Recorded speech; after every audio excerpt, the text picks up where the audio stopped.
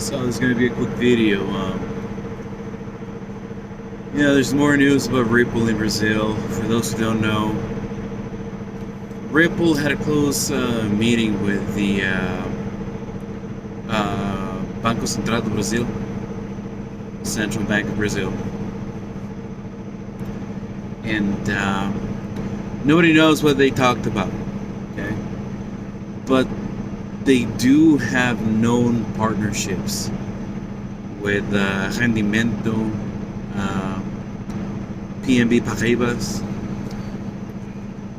And the reason why all of that is important is because you need to understand how credit works in Brazil.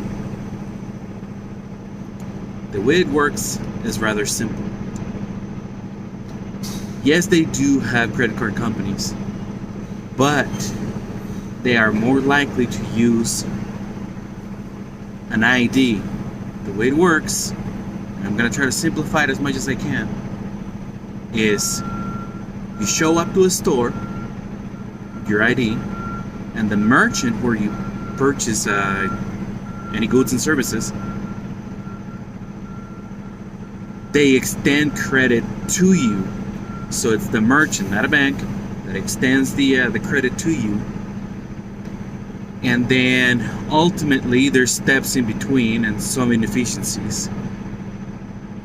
Ultimately, the Central Bank of Brazil purchases that debt, and there's another set of inefficiencies by which the Central Bank of Brazil deposits the money that you borrowed from the merchant into the merchant's bank account. That's essentially how it works. It is such a large part of the culture that when you go buy something at a store, you have two different prices listed. One if you pay in full, cash.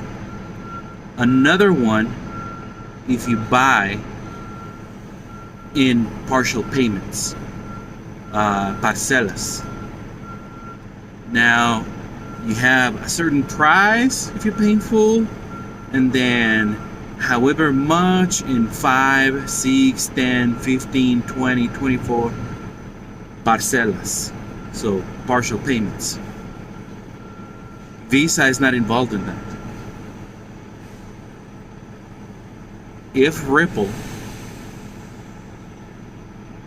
gets integrated, and I'm sure they're not going to be the only ones, there's going to be a certain amount of competition there, but if Ripple gets in on that and eliminates a lot of the inefficiencies in that system,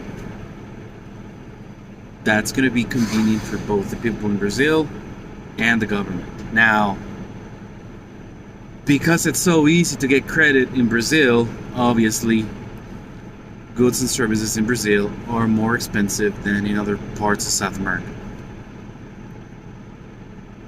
And much like in the US, when people buy something in Brazil,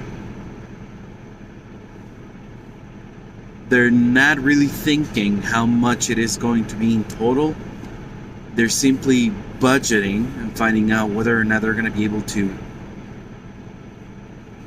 pay the partial payments, the parcelas, over time. That has an inflationary effect on goods and services, which the central bank likes, obviously. So yeah, that was a quick one. And I know this because my dad lives over there, and that's how he explained it to me. And then I went on and found out more about how credit works in Brazil. So yeah, there's a number of inefficiencies, and maybe not it's a better system that they have in the US. I don't know. They do rely a lot on the fact that they have a lot of commodities. So, different economies, different resources. Anyway, that's how it works. That's how important it is whether or not Ripple gets integrated into the Brazilian economy. Peace.